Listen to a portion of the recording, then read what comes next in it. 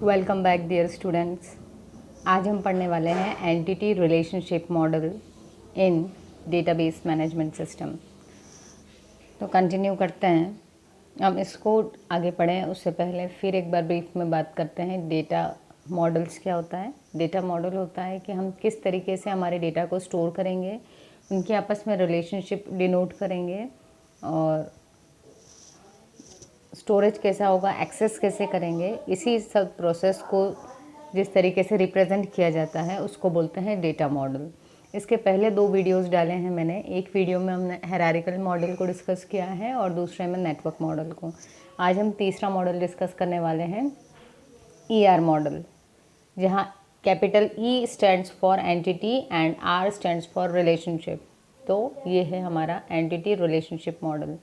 ये एक high level data model होता है और डेटा एलिमेंट्स और उनके बीच में जो रिलेशनशिप होती है उसको डिफ़ाइन करने के लिए इस मॉडल का यूज़ किया जाता है। ठीक है। It develops a conceptual design for the database. It also develops a very simple and easy to design view of data. यदि हमें डेटाबेस डिज़ाइन करना है अपने सॉफ्टवेयर के लिए तो उसमें हमें कौन कौन सी इन्फॉर्मेशन यूज़र से लेना चाहिए और स्टोर करवाना चाहिए, उसको इजी वे में जब डिज़ाइन करना होता है एक सॉफ्टवेयर डेवलपर को, तो वो जनरली क्या करता है, ER मॉडल को यूज़ करता है, क्योंकि इसका जो डिज़ाइन होता है वो समझने में बहुत आसान होता है। तो जब वो बताया जाता है कस्टमर को जिसको सॉफ्टवेयर डेवलप करवाना है, तो वो उसको देख के ईज़िली बता पाता है कि मुझे इसमें कौन कौन से डेटा को रखना है या किस डेटा की रिक्वायरमेंट नहीं है। ठीक है। तो अब हम चलते हैं नेक्स्ट स्लाइड पर। In ER modeling, the database structure is portrayed as a diagram called an entity relationship diagram. तो जब हम ER modeling करते हैं, उसका मॉडल बनाते हैं, तो हम एक बेसिकली स्ट्रक्चर बनाते हैं डेटाबेस का, जिसको हम डायग्राम के थ्रू समझाते हैं या पोर्ट्रे करते हैं, और इस डायग्राम को कहा जाता है एंटिटी रिलेशनशिप डायग्राम। अब एंटिटी रिलेशनशिप मॉडल जो है ये 2 टर्म्स से मिलकर बना हुआ है, E एंड R। तो हम सबसे पहले E को डिस्कस करेंगे। तो कैपिटल E का मतलब होता है entity.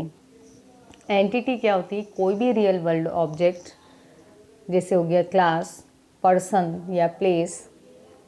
In the ER diagram entity को रिप्रेजेंट किया जाता है एक रेक्टेंगल के थ्रू।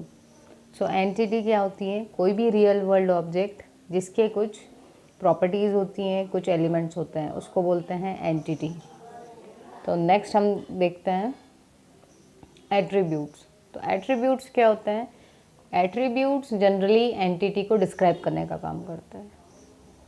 सेकेंड ईयर में जब हम C++ पढ़ रहे थे तो हमने डिस्कस किया था कि क्लास क्या होती है। तो क्लास को हमने कहा था कोई भी रियल वर्ल्ड ऑब्जेक्ट को हम क्लास बोलते हैं। तो हमने उसके लिए देखा था कि हो सकता है क्लास एक स्टूडेंट हो, स्टूडेंट के लिए भी हम क्लास बना सकते हैं, या कोई कार हो या एनिमल हो, हम इसमें से किसी भी चीज़ के लिए एक क्लास बना पाते थे। तो वही चीज़ है यहाँ पर। एंटिटी जो होती है वो क्या होती है, कोई भी रियल वर्ल्ड का ऑब्जेक्ट जिसके कुछ एट्रीब्यूट्स होते हैं। एट्रीब्यूट्स यानी प्रॉपर्टीज़ होती हैं। तो एट्रीब्यूट क्या होता है उसको डिस्कस करते हैं हम। तो attribute is use to describe the property of an entity. Entity की गुणों के बारे में या उस एंटिटी के बारे में जो बताने वाले जितनी भी चीज़ें हैं, प्रॉपर्टी है, उसको बोलते हैं एट्रीब्यूट्स। और एट्रीब्यूट्स को ये जो इलिप्स दिख रही है आपको, इन इलिप्स के थ्रू डिनोट किया जाता है। ठीक है। ये इसमें सर्कल जैसा लग रहा है पर ये इलिप्स है जनरली। यदि हम एग्जाम्पल की बात करें तो ये हमारा बना हुआ है रेक्टेंगल, और इस रेक्टेंगल के अंदर लिखा है स्टूडेंट। इसका मतलब हमारी एंटिटी कौन है यहाँ पर, स्टूडेंट। अब स्टूडेंट के क्या क्या एट्रीब्यूट्स होते हैं, आईडी होता है उसका, या हम इसको रोल नंबर भी बोलते हैं जनरली। सो आईडी, फ़ोन नंबर, ये भी उसके एट्रीब्यूट्स में आता है। उसका नाम क्या है, नेम, एज, और भी बहुत सारी चीज़ें हो सकती हैं, मार्क्स हो सकता है, सिटी हो सकती है, परसेंटेज हो सकते हैं। ठीक है। तो ये सब क्या हो जाएंगे, उस एंटिटी के एट्रीब्यूट्स।